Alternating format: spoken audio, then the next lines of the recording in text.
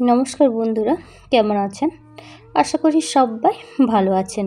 তো আমি আবারও আরেকটি গল্প নিয়ে হাজির হলাম আপনাদের মাঝে। চলুন আজকের গল্পটি শোনা যাক।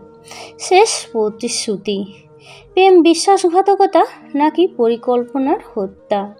প্রেমিকের সঙ্গে মিলে খুন, বিয়ের নিমন্ত্রণ, বিয়ের 2 মাস আগেই মৃত্যু, এক কাল্পনিক রহস্য। গল্প পাঠে আমি উষা।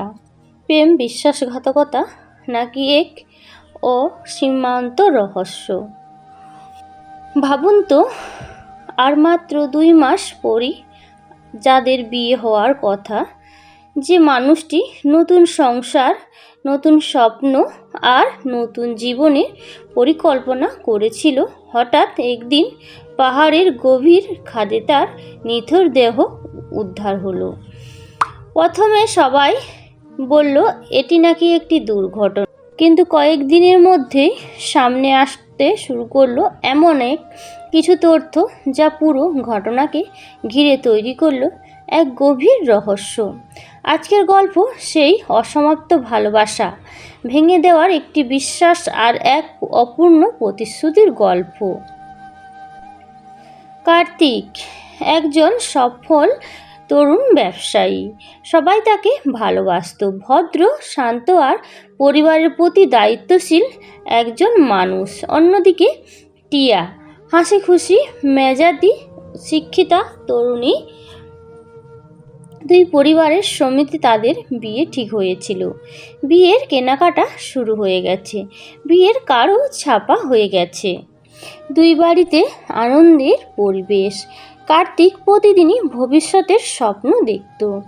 টিয়াও সবসময় হাসি মুখে তার পাশে থাকত, কিন্তু সেই হাসির আড়ালে লুকিয়ে ছিল এমন একটি গোপন অধ্যায় যার কথা কার্তিক জানত না। টিয়ার জীবনে একসময় ছিল চয়ন নামে একজন যুবক। সম্পর্ক শেষ হয়ে গেলেও পুরোপুরি শেষ হয়নি যোগাযোগ।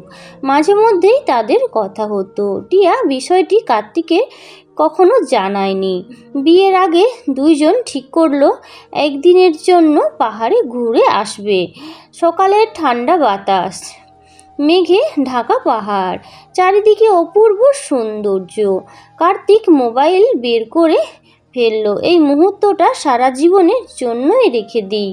2 জন পাশাপাশি দাঁড়িয়ে একটি ছবি তুললো। কেউ জানতো না এটাই হবে তাদের জীবনে একসঙ্গে ছবি তোলা। কিছুক্ষণ পর হঠাৎ পাহাড় কাঁপিয়ে ভেসে এলো এক চিৎকার।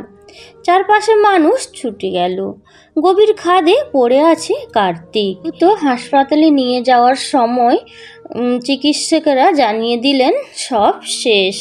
কার্তিকের মৃত্যুতে ভেঙে পড়ল 2 পরিবার। মা শুধু একটাই কথা বলেছিলেন, আমার ছেলে তো খুবই শান্ত, খুব সাবধানে চলতো, ও পড়ে গেল কিভাবে? প্রথমে পুলিশ এটিকে দুর্ঘটনা হিসেবেই ধরে নেয়, কিন্তু তদন্ত এগোতেই সামনে আসে নতুন এক তথ্য। টিয়ার মোবাইল পরীক্ষা করে দেখা যায় চয়নের সঙ্গে তার নিয়মিত যোগাযোগ ছিল। পাহাড়ে যাওয়ার আগেই রাতেও একাধিকবার তাদের কথা হয়েছিল। এই তথ্য প্রকাশে আসতেই শুরু হলো নানান আলোচনা। কেউ বলতো সবাই কাকতালীয়, আবার কেউ বলতো ঘটনার পেছনে হয়তো আরও বড় কোনো রহস্য লুকিয়ে আছে। তদন্তকারী চয়নকে জিজ্ঞাসাবাদ করেন, কিন্তু স্পষ্ট কোনো প্রমাণ আসে না। রহস্য আরও গভীর হতে থাকে। এদিকে কার্তিকের বাড়িতে নেমে আসে নীরবতা। বিয়ের শেরওয়ানি আলমারিতে ঝুলে থাকে। টেবিলের ওপর পড়ে থাকে বিয়ের নিমন্ত্রণ পত্র। মায়ের যত্ন করে রাখা সোনার আংটিটাও আর কারো হাতে পরানো হলো না। কার্তিকের বাবা প্রতিদিন ছেলের ছবির সামনে বসে থাকতেন। তার চোখে ছিল শুধু একটাই প্রশ্ন, এমনটা কেন হলো? টিয়া নীরব হয়ে যায়। তার চোখেও জল ছিল, কিন্তু সেই জল ভালোবাসা হারানোর নয়, শুধু অনুতাপের। নাকি এর অন্য কোনো অজানা অনুভূতি? তার উত্তর আর কেউ জানতে পারেনি। সময় অনেক কিছুই বদলে দেয়, কিন্তু কিছু শূন্যতা কোনোদিন পূরণ হয় না। কিছু প্রতিশ্রুতি অপূর্ণই থেকে যায়। কিছু গল্পের শেষ আদালত লেখা, কিছু গল্পের শেষ লেখে সময়, আর কিছু গল্প শুধু মানুষের হৃদয়ে বেঁচে থাকে এক গভীর কষ্ট হয়ে। তদন্ত যত এগোতে লাগলো, ততই একের পর এক প্রমাণ সামনে আসতে শুরু করলো। কল রেকর্ড, বার্তা আদান প্রদান এবং বিভিন্ন সাক্ষ্যের ভিত্তিতে তদন্তকারীরা জানতে পারলেন টিয়া প্রাক্তন প্রেমিক চয়ন এই ঘটনার সঙ্গে জড়িত ছিল। কিন্তু অভিযোগ ওঠে কার্তিককে সরিয়ে দিলে দুজনের একসঙ্গে নতুন জীবন শুরু করা সহজ হবে। এই ভাবনা থেকেই তারা পরিকল্পনাটি করেছিল। অবশেষে দীর্ঘ তদন্তের পর পুলিশ টিয়া ও চয়নকে গ্রেপ্তার করে। আদালতে উপস্থাপনার বিভিন্ন প্রমাণ ও সাক্ষ্যের প্রমাণের ভিত্তিতে বিচারক রায় দেন যে তারা পরিকল্পনাভাবে কার্তিকের মৃত্যুর সঙ্গে জড়িত ছিল। কার্তিক আর কোনোদিন ফিরে এলো না। বিয়ের জন্য কেনা শেরওয়ানি আলমারিতেই ঝুলে রইল। টেবিলের ওপর পড়ে রইল বিয়ের নিমন্ত্রণ। মায়ের যত্ন করে রাখা সোনার আংটিটাও আর কারো আঙুলে উঠল না। শেষ পর্যন্ত জয় হয়েছিল আইন, কিন্তু হারিয়ে যাওয়া একটি জীবন আর কোনো দিন ফিরে আসেনি।